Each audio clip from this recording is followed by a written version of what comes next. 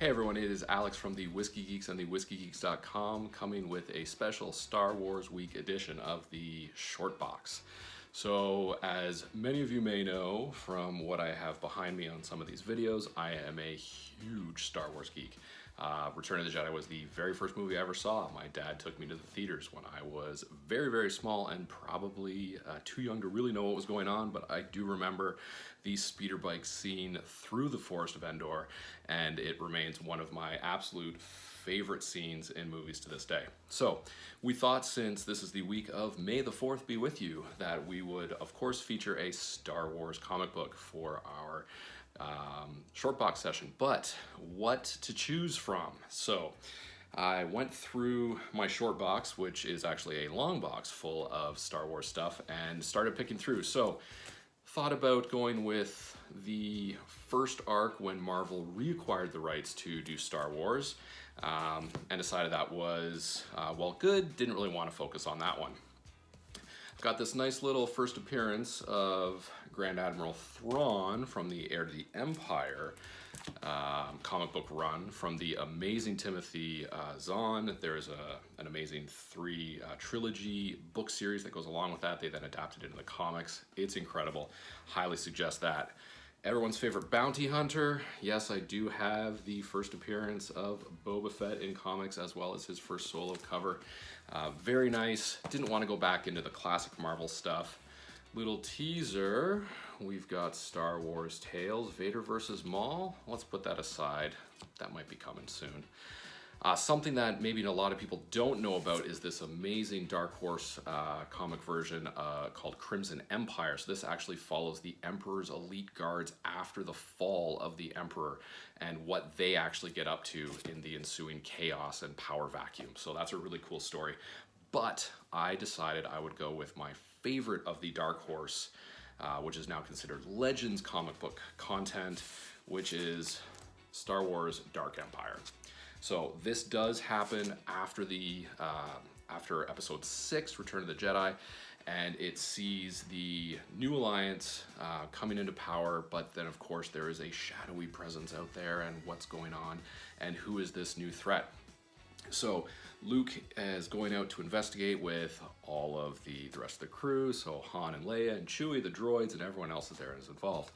And what they discover is that the Emperor has cloned himself. So yes, this is where that idea of the Emperor cloning himself and coming back existed for the sequel trilogy, the newer Star Wars movies that came, culminating with the Rise of Skywalker, where Emperor Palpatine comes back. He's on Exegol with all those other Sith. So yes, that did exist in the Legends lore, and that happened in this Dark Empire comic book run.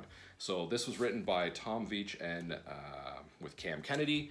It's got amazing artwork. The story's incredible, and what I really like about this is, to try and unravel this plot, Luke goes over to the dark side.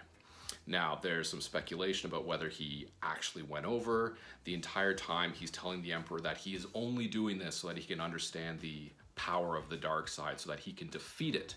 However, you do see Luke become Emperor Palpatine's clone, but with, force passing of powers and everything. With Emperor Palpatine, Luke becomes his new apprentice. He is all dressed out in black. He's got the long black cloak. He's looking very Vader-esque. Still has his green lightsaber.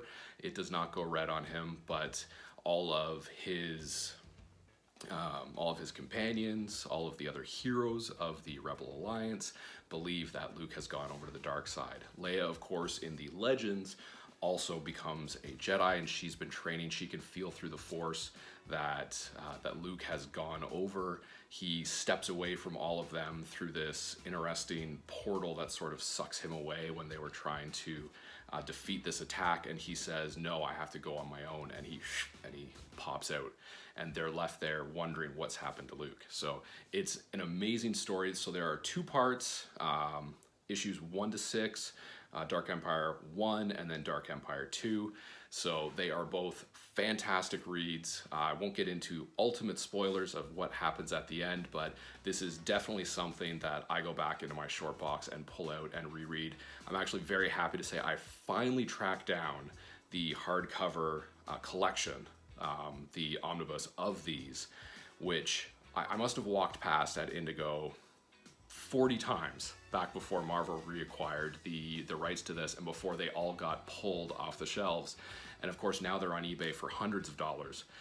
Anyways, I finally tracked one down, not having to spend that much, and I'm just waiting for that to arrive in the mail. So I'm super excited about that because I will have a much easier way to dive back into this story and enjoy one of my favorite legends lore, which actually has influenced into the now canon newer movies. So anyways, from us here at the Whiskey Geeks, may the 4th be with you, or maybe it is Revenge of the 5th day, who knows when you might be watching this, when this is going up. Anyways, we hope you are also big fans of Star Wars. We will be featuring another Star Wars pairing coming this Friday, where we will be pairing a whiskey with a Star Wars comic. Super excited for you guys to see that. If you haven't yet, please hit that subscribe button down below. We would really appreciate it. Leave us comments. Tell us what your favorite comics are in the Star Wars universe. Are they the original Marvel's run, which have some of those like really classic ones? A lot of people don't know the title of The Last Jedi is actually from the original Marvel's comic run. I believe it's issue, I want to say it's issue 69. Anyways, I'm sure that graphic will pop up right here. Correct me if I'm wrong. Or if you're a big fan of the Dark Horse stuff, I've got some of the, another one of the amazing runs here is the Legacy run from Dark Horse, which is actually set generations after Luke, and it's with one of his, it's like a great, I'm not sure how many greats, grandson of his, who's actually a kind of bounty hunter, kind of smuggler. The rule of 2 for the Sith has been broken. There are many Sith, and it is also a very, very good story. So if you're looking for suggestions, hit us up. I can talk about Star Wars comics all day long. So let us know what you're reading, let us know what you're drinking, what you might pair with these, and as always, may the Force be with you. Cheers.